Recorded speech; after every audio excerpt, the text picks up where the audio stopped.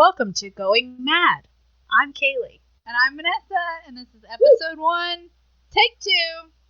Technically take 3. Technically 3, but mainly 2. You know, whatever works. We have little oopsies, little technical difficulties this whole time. / Cailey's kind of a dumbass. You said it, not me. Cailey's dumbass didn't save things correctly, so here we are. We're really hoping this is going to work. We really want to give you a podcast. We really do. Third time's a charm. We're trying. We are trying.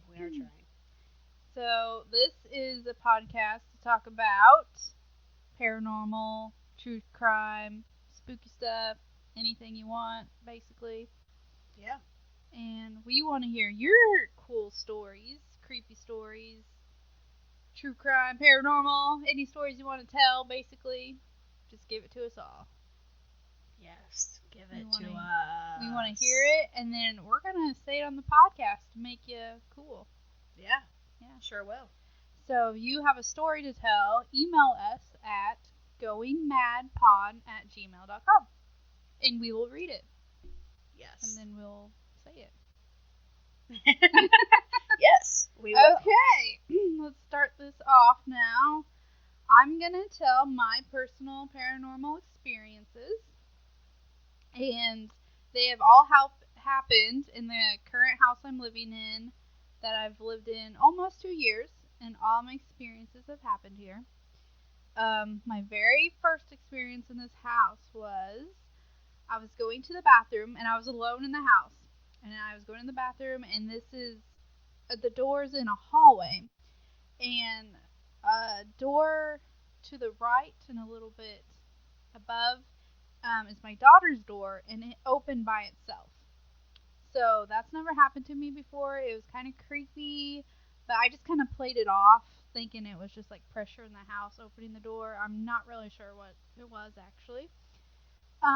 Another big experience I've had that's happened multiple times is I keep hearing mommy. The very first time I heard mommy, it actually woke me up from my sleep. I was sleeping on the couch, and I heard mommy. And it's so weird. It's so creepy, dude. I hate telling the story. And it's like, mommy. And I look up thinking, because the voice was coming from the chair next to the couch. And I look at the chair, and there's nobody there. The house is completely silent. The TV's turned off. And it freaked me out pretty bad. But that was just the first time I heard mommy, because I've heard mommy several times after that. I've heard it in the shower when I was getting ready for work. And I was thinking it was my daughter, like, getting up, getting ready for school. And it goes, Mom, mommy. And I go, what? Thank you. I go, what? Peeking my head from the shower curtain, thinking because it sounded like she was in the bathroom with me. And nope, no one was there, and she was actually still asleep. So, there's that. I've heard that a few times in the shower. I've also heard mommy while I was doing laundry, and it sounded like it was right behind me. Right behind me. It goes, mommy. And I turn around quickly. Again, no one was behind me. No one was even in the same room as me. It was really freaky. We've also had, like, diaper packages fall off shelves randomly for no reason. Don't know why that happened. That's happened to me and my husband. We both witnessed that. My husband has also heard 3 knocks on the wall randomly, because there is a wall between my kitchen and my dining room. And he heard the 3 knocks on that. He went to the kitchen to see what was going on. Of course, nothing was there. A big thing that's actually scared me is, because I haven't really been scared of the mommy or whatever. It's just kind of like, it's just kind of creepy, you know. But one night when I was in bed, I saw this white mist, like, float in through the door.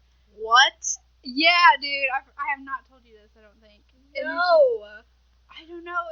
I just got a really weird feeling, because, you know when, like, a light shines through the door, like, you know what it is or whatever. It wasn't it. It was literally like a white mist, and it was like at the top of the door and like halfway down, and my heart started racing. God. This is true story, I swear. My heart started racing. I just closed my eyes really tight because I didn't even know what to do. I was in shock and I froze. And I don't know, somehow I just fell asleep. I just closed my eyes really tight and just fell asleep. I don't know how, but yeah, so that really scared me. And another thing that's really scared me, and this is kind of a big thing, I was sitting on the couch, and Pat was to the left of me, and to the right of me was like the end of the couch. And so on my right leg, kind of like on my upper thigh, I felt something touch me. Dude, no. Yes, this is true. And it was so true. You can ask Pat. I freaked out because, like, you know, when something like falls on your leg, you know what it is. Or like, if like a dog touches you or something, you know what that feels like. This has felt like someone literally touched me. I jumped up, I screamed, and Pat's like, "What's going on?" I'm like, "Something literally just touched me." I swear, because I've never felt like that before, and I've never felt like that again. So I know it was something. Dang. And so, yeah, it was pretty scary. So all this stuff is like happening within this short period of time, basically, and I'm getting kind of scared. I'm like, I don't want to live in a haunted house. So I told the ghost to go away. I didn't want to have anything to do with it. Sorry, I don't want to be your mom. I don't want to be a ghost mom.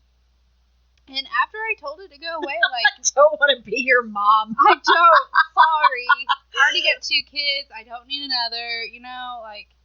And actually, the activity has calmed down after I told it to go away. Like, wow. For real. So I hope it doesn't, like, come back after I tell these stories. But, yeah. So, that's my stuff. So freaking crazy. I didn't know about the whole thing on the couch. That makes me never want to come to your house again and sit on your couch. Well, I slept on your couch once. It only happened that one time. That's so crazy. But yeah, it felt, I swear, like literally someone touched my leg, and it wasn't Pat because he was on the other side of me, and no one else was there. It's just like, dude, I've never, and like when someone touches you, you usually don't jump up and scream, because it just felt different.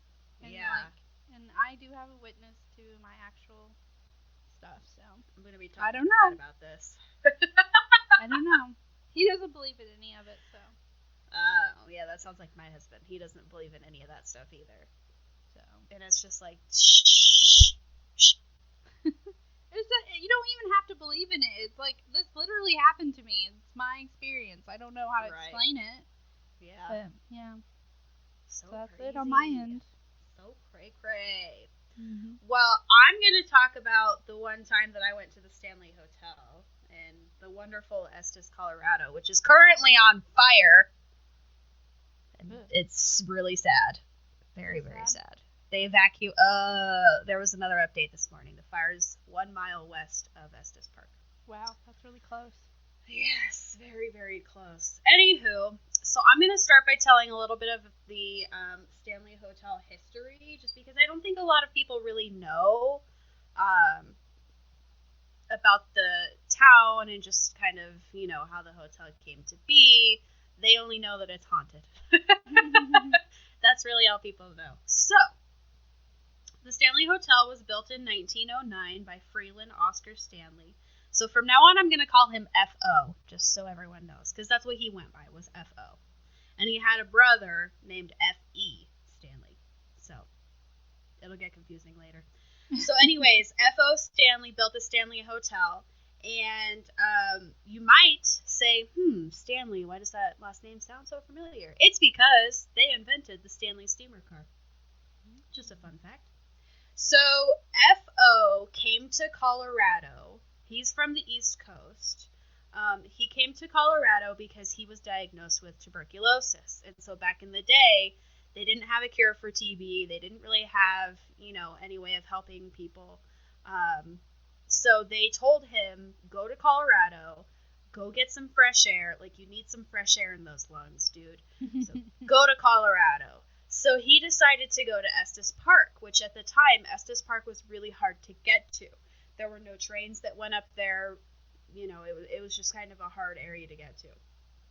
So Estes Park at the time was basically owned by this guy, the Earl of Dunraven. So he was this Irishman who came to Colorado, went up to the valley up there and was just like, dang, this is a sweet place. I'm gonna buy all of this land.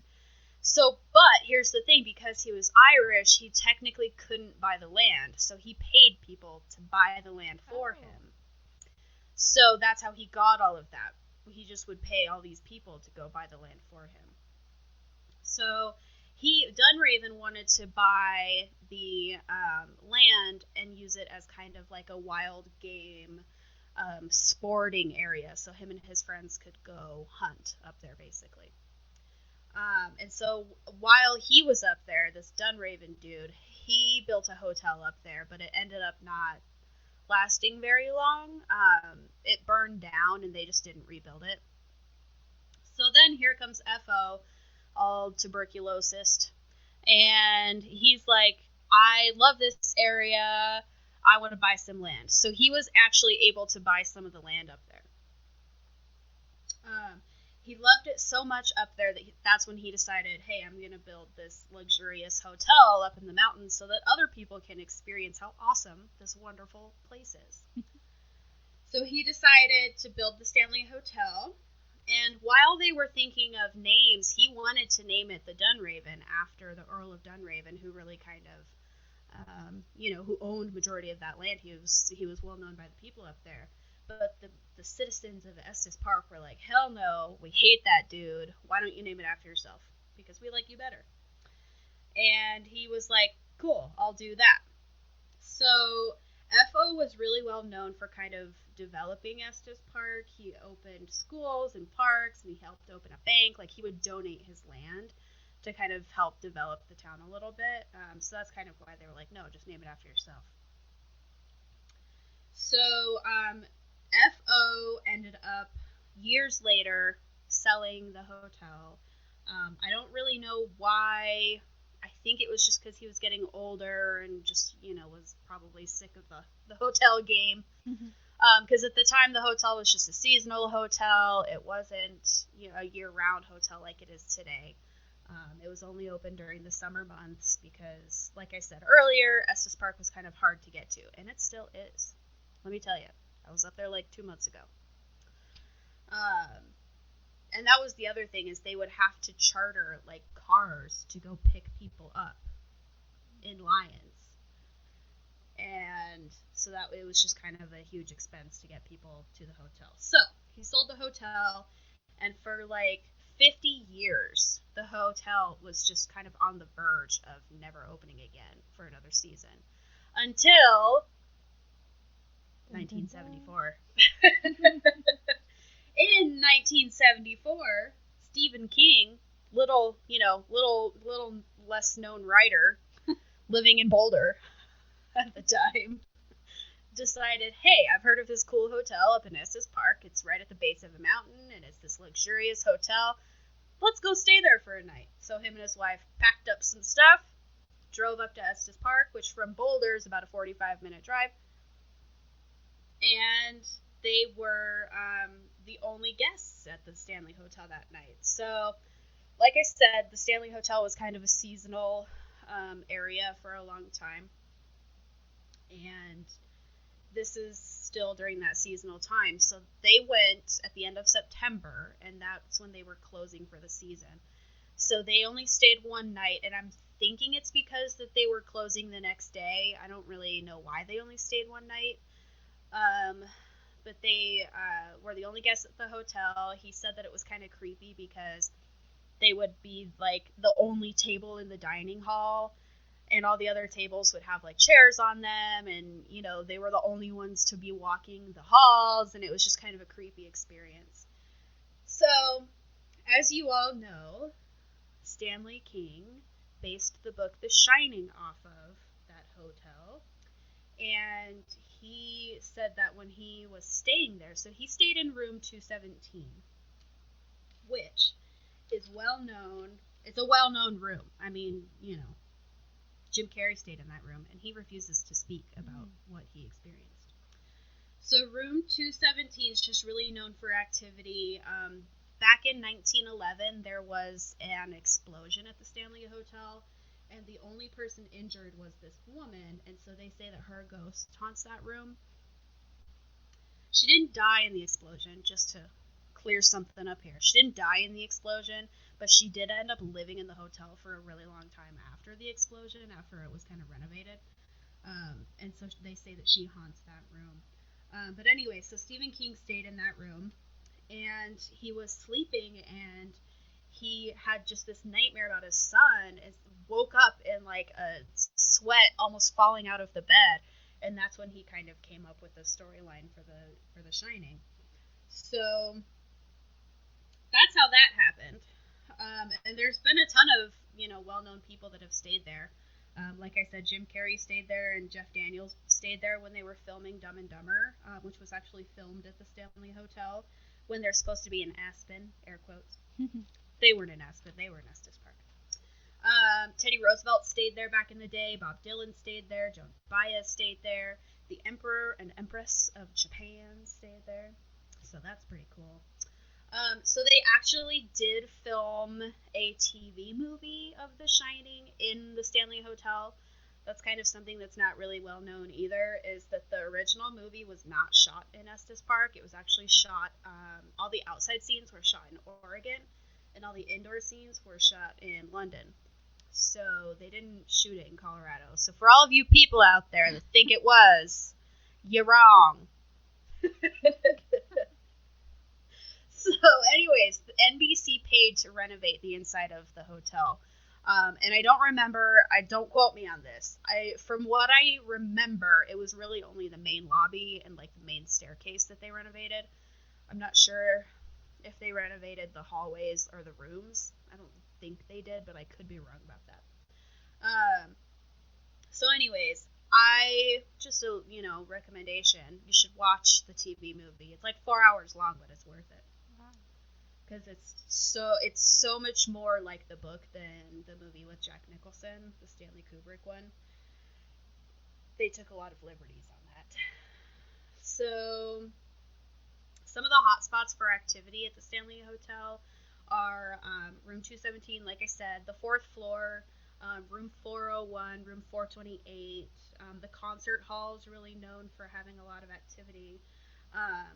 There's reports of children running and laughing, and closets that are opening and shutting, and furniture moving. And in room 428, they say that there's a friendly cowboy that haunts that room, and at the end of, you'll wake up and he'll be standing at the end of the bed. Room 401, they say that's kind of where the closet opens and shuts. And if I remember correctly, the Earl of Dunraven actually they say he haunts that room, and he likes to pick on women. What else? Oh, there's an underground cave in the hotel, which I have a story about that. And so the cave, so it's kind of like an underground tunnel system that the workers would use to move throughout the grounds. And because there's many buildings on that campus, I guess, if you want to call it a campus, but there's I think about 11 buildings, so they would use that underground tunnel system to move from building to building without being seen. The hotel sits at the base of a mountain, and so they think that there's so much activity there because the mountain behind the Stanley Hotel is filled with quartz and limestone and granite, and those are all really well known for holding a lot of energy. So they think that the energy just kind of clings to the Stanley Hotel. It's just a really high energy area. So yeah, anyways, back to my lovely experience at the Stanley Hotel. So I went up there, how many years ago was that? 8 years ago. So I went up there for my 18th birthday with my mom and my friend, and I'd always wanted to go up there and stay a night. It's super expensive. It's like $300 for a room. Dang. Yeah, it's an expensive hotel. But so we went up there for my 18th birthday. We only stayed one night. We weren't gonna stay, super long, but We get there, and we were like, let's just walk around the hotel. Like, let's just check it out, see what it's about, see if we can catch anything, which, of course, we didn't because it was the middle of the day. So we're walking around, and we were in room 328. And so one of the well-known rooms is 428. And so we were like, let's go find it. So my mom's in the room, like, unpacking her stuff, and my friend and I go up to the 4th floor, and we found room 428, and people were in it. Like, the door was open, and people were in it, and we were like, oh, look, there's room 428. And so the people that were in the room were like, oh, do you guys want to come in and check it out? And we're like, no, it's fine. Like, we were just kind of walking around. And so the guy, it was like, I don't know, 4 people, I think, that were in that room at the time. So one of the guys walks out, and he goes, yeah, like, what are you guys doing here? Like, are you guys just here for the weekend, or, is it a special occasion? And so I was like, well, my birthday is tomorrow, and I turn 18. And so I've always wanted to come up and stay the night, so that's why we're here. So he then tells us that he's part of a investigative paranormal investigation group. And he was telling us that they were filming there that weekend. So we were like, oh, that's really cool. So he ends up inviting us to come back and join his team for an investigation at the concert hall. Dun, dun, dun. So we were like, hell yeah, let's do it. This is great.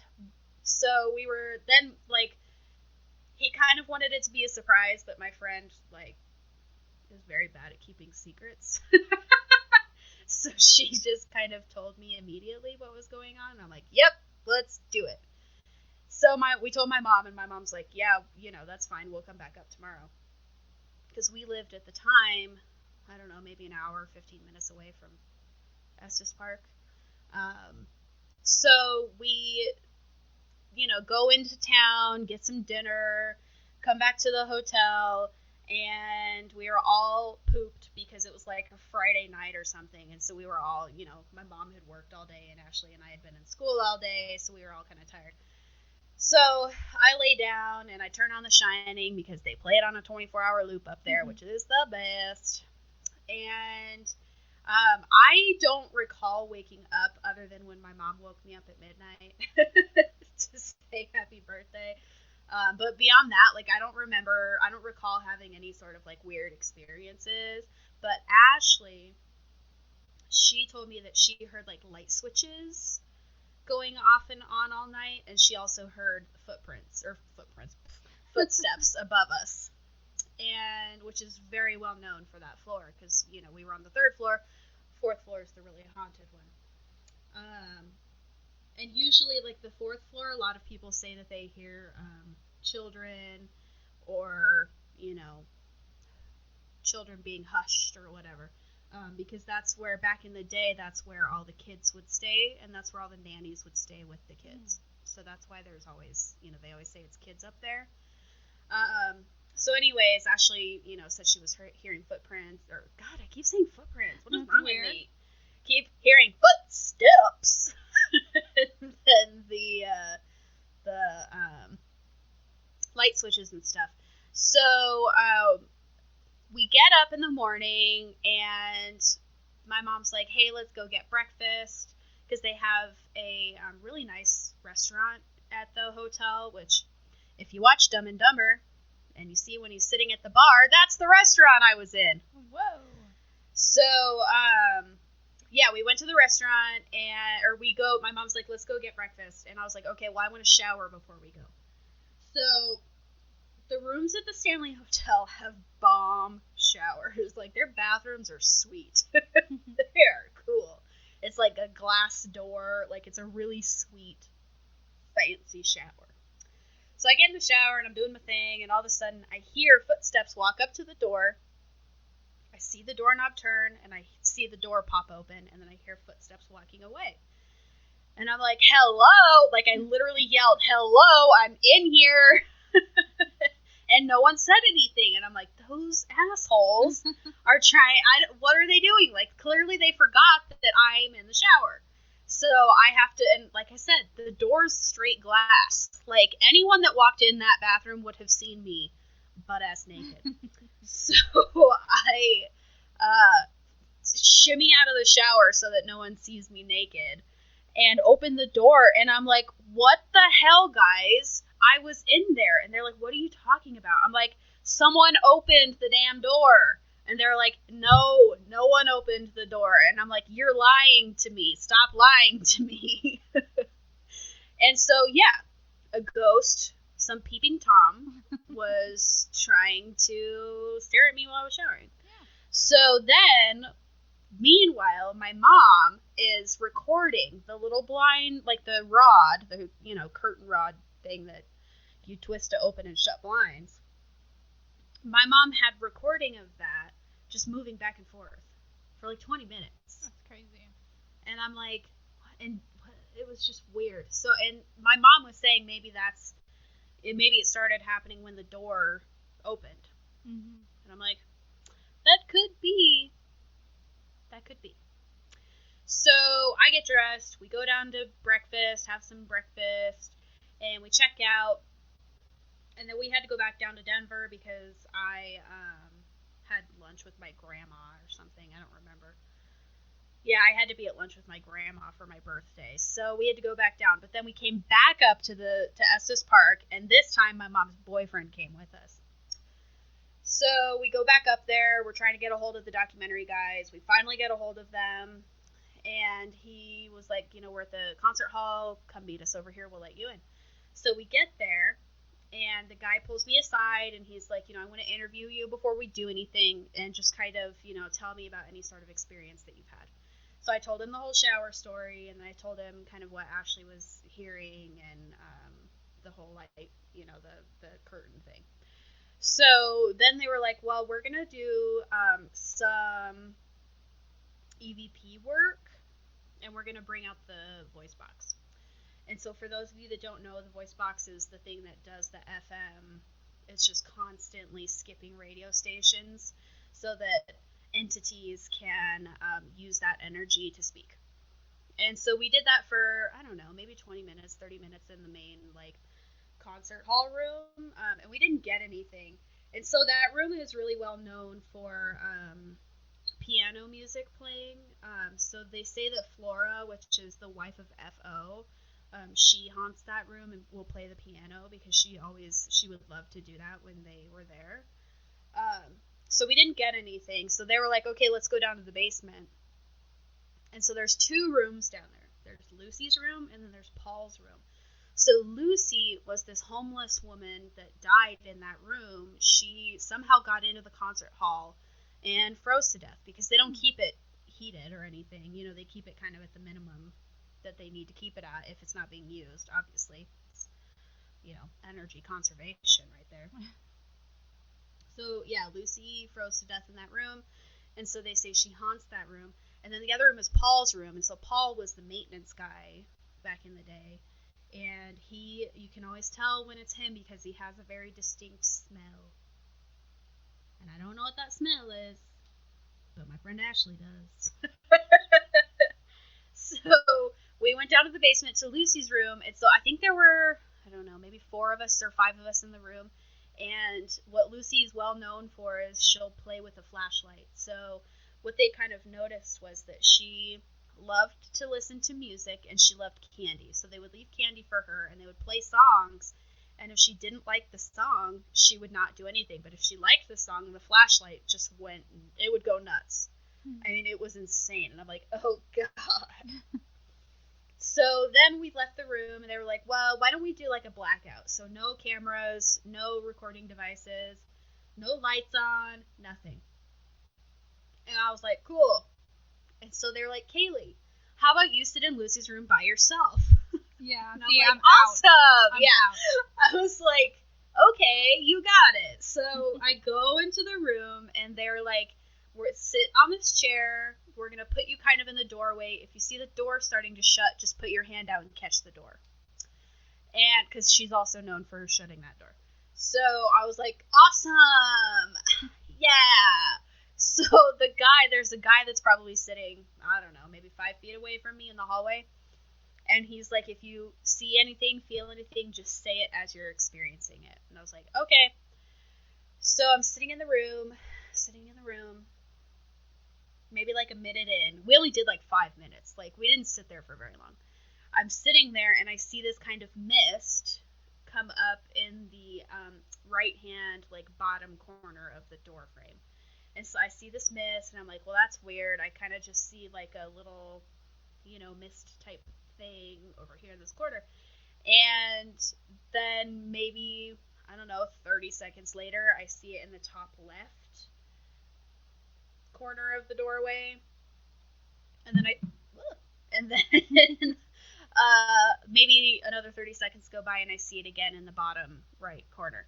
And so then, I don't know how much longer after, maybe a minute or two, the guy in the hallway looks at me and he goes, I don't know if it's my eyes playing tricks on me or not, but I see something above your head. And I'm like, sweet, that's awesome, cool. So finally, like, we end it, and him and I were the only ones that experienced anything other than Ashley, who Paul followed all night long. Dude, that'd be so annoying. I'm like, get off me, ghost. Oh my god, she's like, all I can smell is this guy, like, because he, like I said, he's well known for having a distinct smell. Like, that's how you know he's there, is because you smell. I don't know if it's like, I don't know what the smell was. It was kind of like she said it was kind of like a BO, but kind of like a clean BO. So it wasn't too unpleasant to be around, but it wasn't great. And so her and then one of the other women we were with said that they could smell the smell. I didn't smell it at all.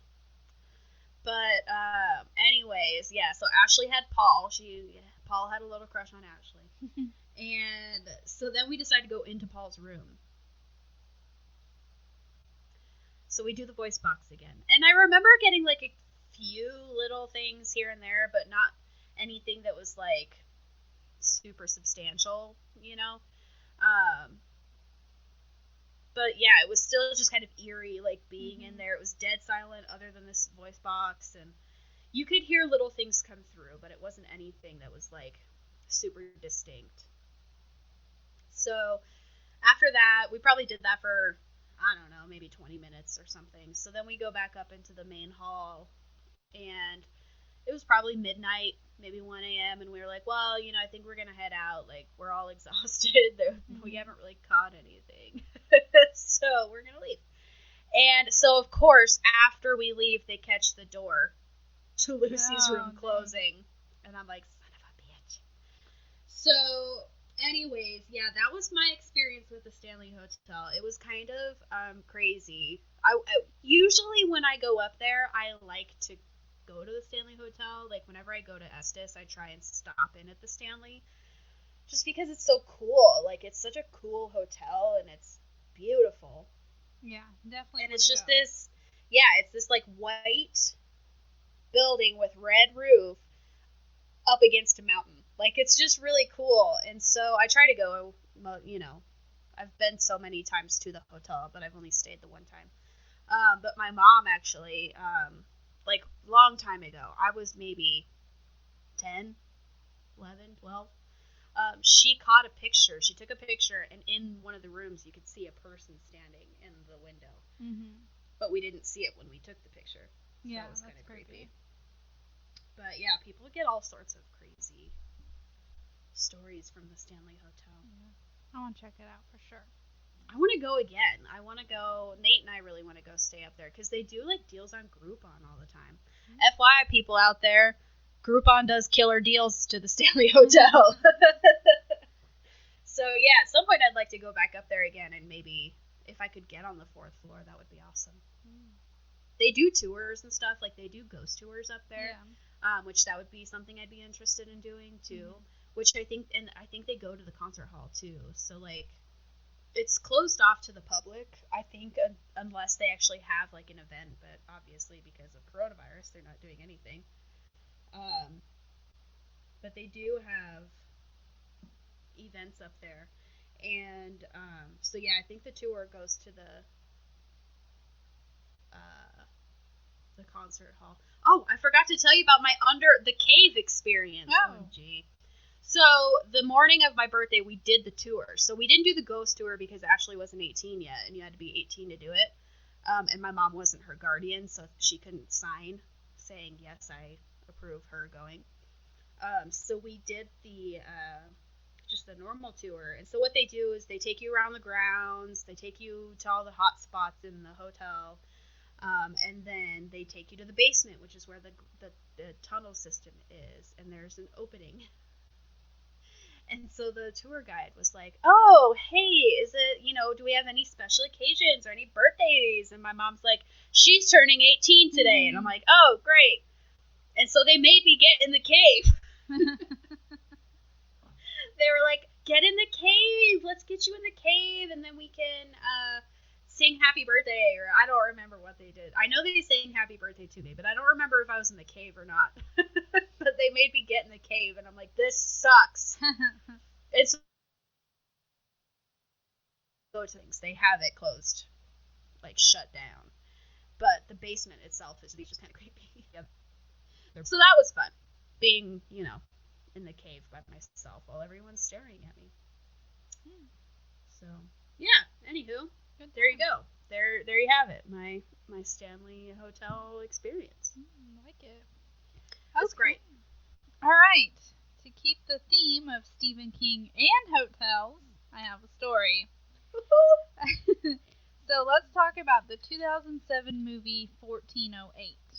This is starring John Cusack. I never know if I'm saying his last name right. Sorry. Yep, okay. And Samuel L. Jackson. So a super quick summary of this movie is that John is a paranormal writer. He's staying in this haunted room, 1408, to get a story. And what I remember of that movie, it is pretty creepy. I haven't seen it in a while, but that's what I need to watch it. I haven't ever seen it. It is pretty creepy. So King, he loosely based this, it's a short story that he wrote off of a Christopher Chacones, don't know how to say that. He is a personal investigator, and he investigated the room 3327 at the Hotel del Coronado in California. His investigation was about the ghost of Kate Morgan. So Kate Morgan checked in the hotel on November 1892. And the weird thing is, she checked in under a different name.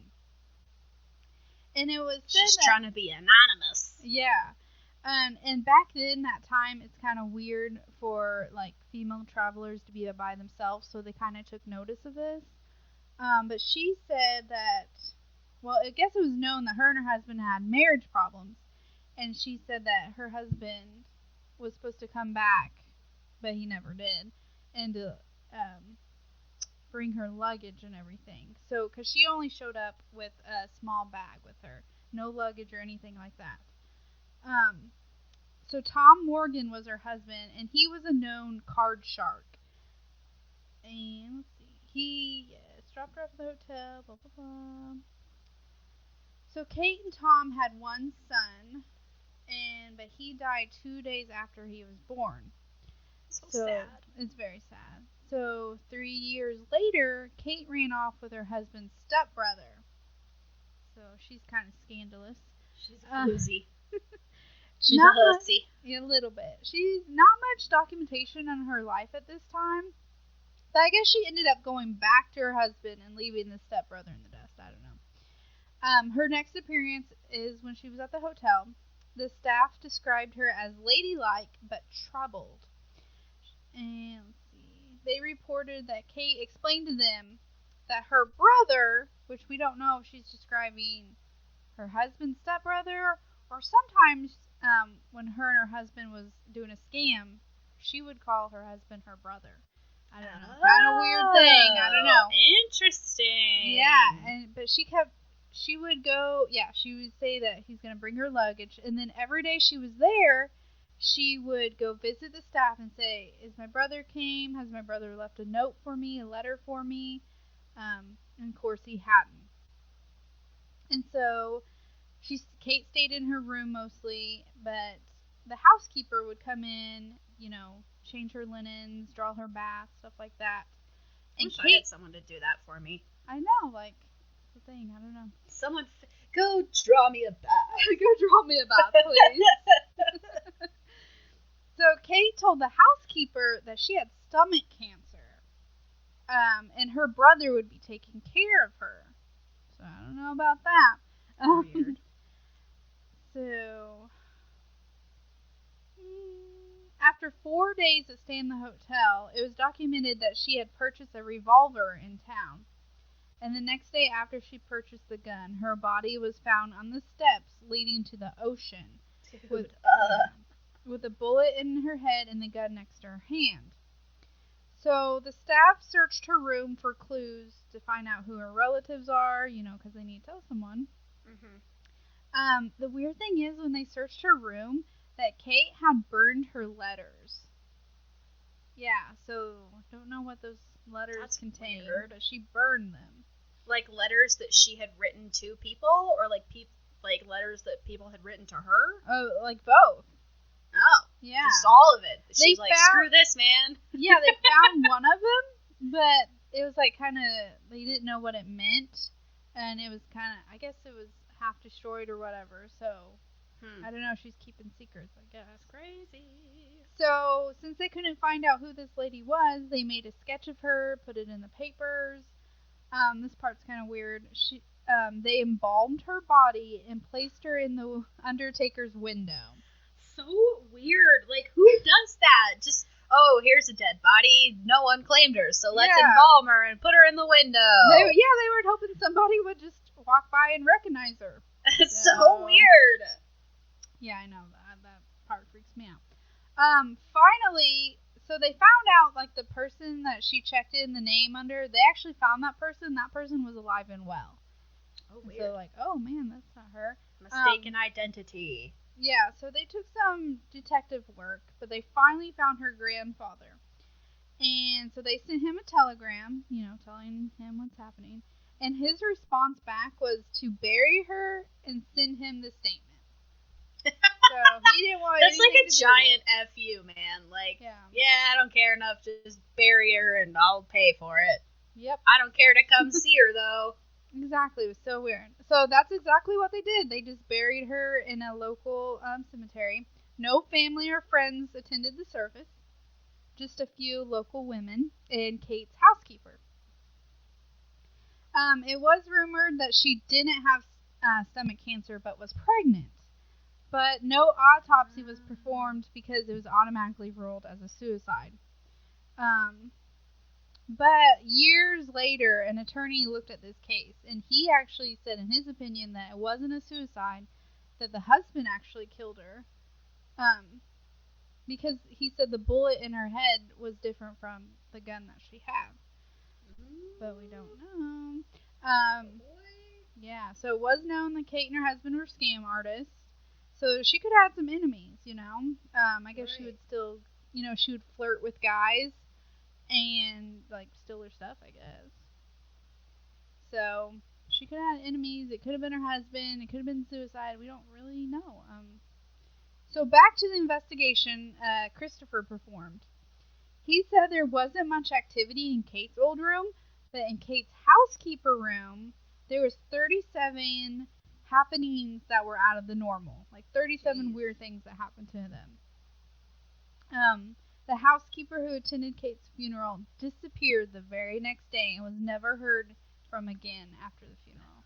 That's so weird. That makes me think that she definitely didn't kill herself and that someone definitely killed her, and they think, this housekeeper lady probably knows everything. Let's get rid of her. Let's whack her. So, yeah, this story has many questionable things going on. But, yeah, this hotel in California, I think it's in San Diego, is known for Kate haunting it. I guess, weird things happen. Crazy. They've seen her, stuff like that. So, creepy stuff. That's that story. Crazy. Poor Kate. She just wanted to be loved. Yeah, I think so. I hope. I don't know. I don't know her personally. Yeah, she just wanted to be rich and be loved. I mean, isn't that what everyone wants? Yeah. Well, I guess that's all we have then. Right? That's all for today. Cool. So, like we said at the very beginning, if you have any crazy stories, paranormal, true crime, just weird stuff, send it to us. We would love to feature you in a future episode. Yes, Believe me. I can't do all the research myself. goingmadpod@gmail.com. Yep. And you could be in a future episode. Yeah. We'll see you next time. Yeah. Bye. Bye.